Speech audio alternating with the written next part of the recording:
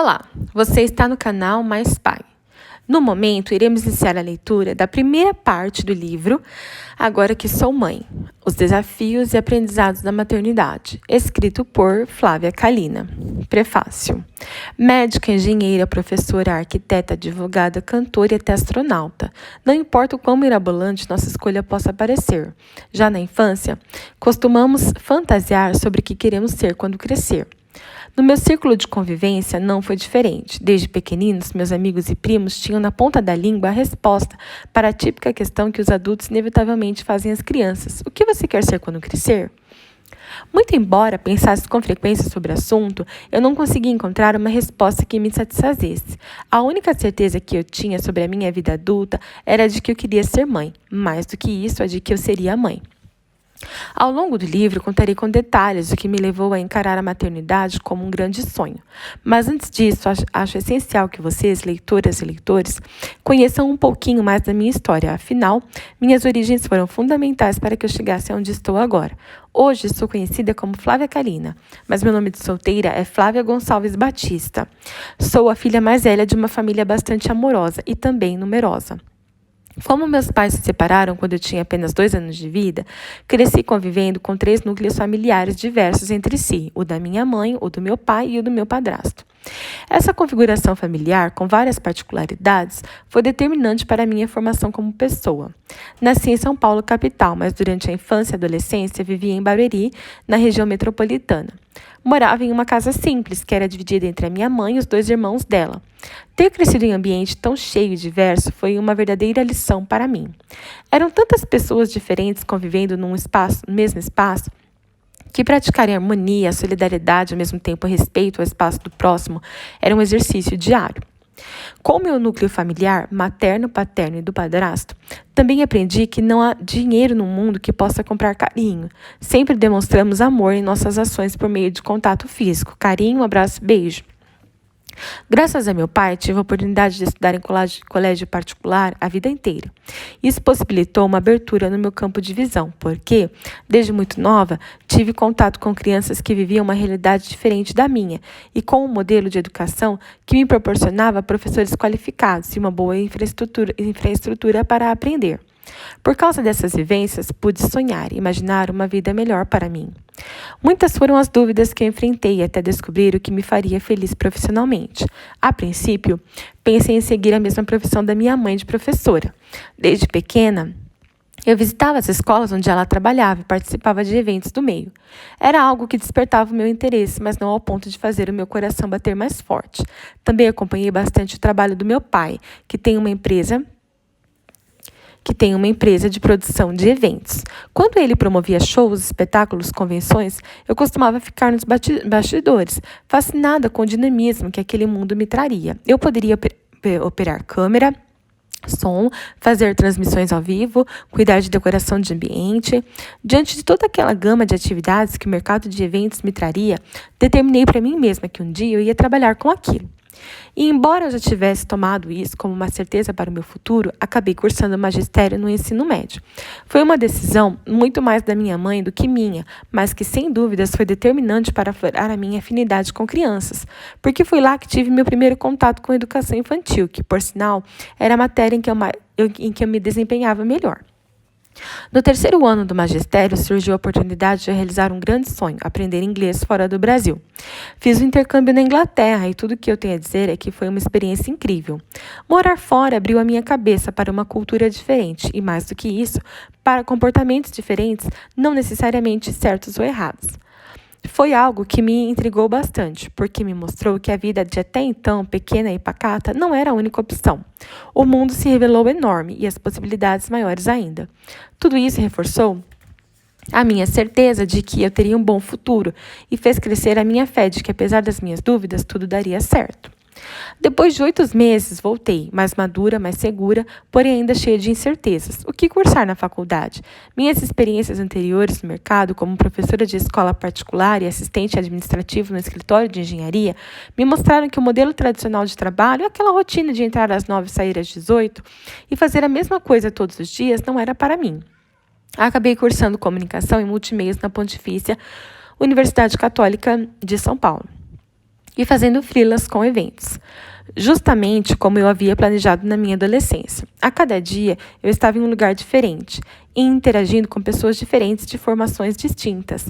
Isso era algo que me inspirava e tranquilizava, afinal, ter experiências tão diversas certamente me ajudaria a encontrar o meu caminho. Foi durante a faculdade que descobri um intercâmbio de trabalho para os Estados Unidos. Movida pelas vivências extremamente positivas que tive na Inglaterra, decidi ir.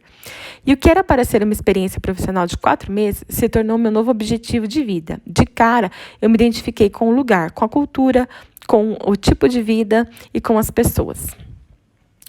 Ao final do programa, voltei ao Brasil e, durante uma aula na faculdade, uma professora pediu que criássemos um perfil no Orkut como parte de um trabalho da matéria. Aproveitei para entrar na comunidade da cidade de Toledo, em Ohio, onde eu havia feito intercâmbio, e ali virtualmente conheci o Ricardo, meu futuro marido. A primeira experiência dele em Toledo também havia sido durante o intercâmbio, mas naquela altura ele já morava na cidade a trabalho. Começamos a conversar movidos por essa coincidência. Desde então não houve um dia sequer em que não tivéssemos mantido contato. Um mês e muita conversa depois, ele foi ao Brasil para me conhecer e começamos a namorar. Durante os 9 meses seguintes, namoramos à distância e nos encontramos 3 vezes presencialmente, até que eu decidi voltar para os Estados Unidos para fazer um novo intercâmbio e trabalhar. Além de ser mais uma vivência no exterior, era uma possibilidade de conviver mais com o Ricardo. 3 meses mais tarde, aos 22 anos, e no final do programa do intercâmbio, nos casamos e hoje moramos em Wisconsin.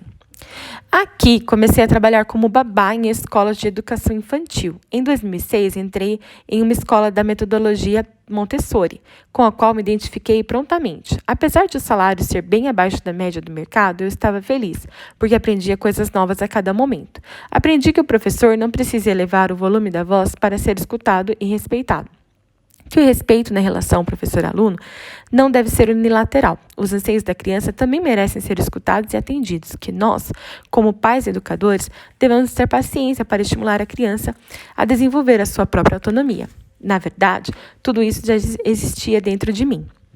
A metodologia Montessori apenas propiciou que todas essas belas posturas florescessem, e isso mudou a minha vida completamente. Em todas as escolas pelas quais passei, apliquei a metodologia Montessori e aplico até hoje na minha relação com a minha filha Vitória, de 3 anos, e sei que fará parte da minha vida também com meu filho Henrique, que nasceu em outubro de 2016. E apesar de ter sido muito feliz como educadora infantil, a insatisfação que eu sentia com relação à minha remuneração começou a gritar dentro de mim.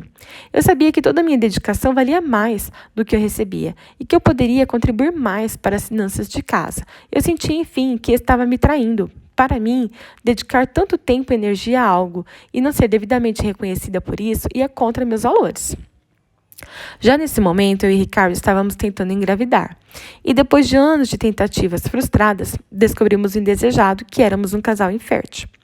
Para me sentir amparada e conseguir enfrentar esse desafio, comecei a assistir a conteúdos do YouTube. Até que um dia, despropositalmente, assisti a um tutorial de maquiagem que me deixou encantada. Eu sempre gostei de maquiagem.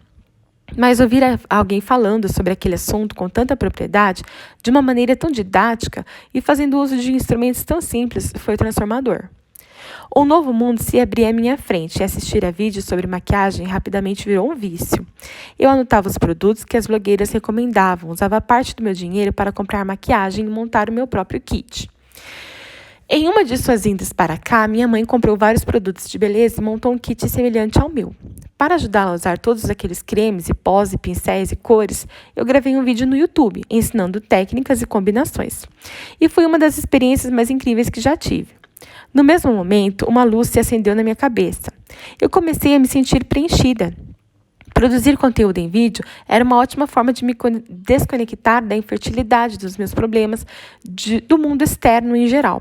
Comecei então a gravar vídeos sobre maquiagem com certa frequência e, surpreendentemente, em questão de 2 anos, eu já tinha 12 mil inscritos que me assistiam assiduamente. Gostavam do que eu produzia e interagiam comigo nos comentários. Foi aí que comecei a entender o poder da internet. Com um simples vídeo, eu tinha a possibilidade de ajudar as pessoas, informá-las, de me aproximar delas. Mas será que maquiagem é realmente o assunto que eu mais domino? Será que o meu propósito é falar sobre isso? Essas eram questões que não abandonavam o meu pensamento. Depois de alguma reflexão, percebi que maquiagem era só um hobby e não o que realmente me edificava. Não me sentia bem ditando que a mulher sempre tem de estar bonita, arrumada e maquiada. Não me sentia confortável em indicar produtos de 30 ou 40 dólares que provavelmente não faziam parte da realidade das minhas espectadoras. Não queria correr o risco de transmitir a ideia de que maquiagem era algo necessário para a mulher se sentir bem ou mostrar o seu valor perante a sociedade. Então, comecei a cogitar a ideia de gravar vídeos sobre educação infantil, que é a minha real expertise. Mas a infertilidade não me deixava confortável. Eu temia que o público me rejeitasse por não ter experiência como mãe. A saída que encontrei foi começar a compartilhar o meu dia a dia com meus vídeos. Eu falava sobre ser uma brasileira vivendo nos Estados Unidos, sobre a minha reeducação alimentar que eu estava fazendo, sobre mudanças que a nova alimentação trazia para o meu corpo, a minha mente, a minha rotina. Depois de 3 anos gerando conteúdo para o YouTube, comecei a ganhar quase a mesma quantia de dinheiro com os meus vídeos do que eu recebia na escola como educadora infantil. Diante disso, e podendo contar com o apoio do Ricardo, decidi largar o meu emprego e me dedicar integralmente a produzir conteúdo em vídeo. Foi um tiro no escuro, mas um tiro certeiro. Afinal, passei a ter um trabalho que não ia, em aspecto algum, contra meus valores. Eu era eu mesma, Flávia Kalina, compartilhando meu conhecimento com o mundo. Foi só em 2013 que comecei a falar sobre maternidade, família, desenvolvimento infantil no YouTube. Isso porque, após uma fertilização in vitro, eu finalmente estava grávida da Vitória. Com dedicação ao meu canal em tempo integral, decidi gravar vídeos todos os dias. Além de ser um prazer, era também uma forma de aumentar a minha renda. Ao cumprir essa meta que eu mesma estipulei para mim, comecei a ficar mais motivada, engajada, alegre e no ritmo do meu novo trabalho. As métricas de acesso e de número de seguidores, de interações cresciam conforme eu me empenhava, e foi aí que percebi que meu sucesso só dependia de mim. Hoje, sinto que estou no caminho certo, em uma jornada que me traz alegria e satisfação, tanto na área profissional como na pessoal. Ter filhos, sem sombra de dúvidas, foi a melhor coisa que aconteceu na minha vida. As crianças me inspiram, me motivam a ser a cada dia uma pessoa melhor. Elas me fazem aprender as dores e delícias do mundo e transformá-las em algo palpável, prazeroso e especial. Meus filhos são as melhores coisas que eu já fiz. Obrigada por acompanhar esta parte da leitura do livro Agora que Sou Mãe, os Desafios e Aprendizados da Maternidade, escrito por Flávia Kalina.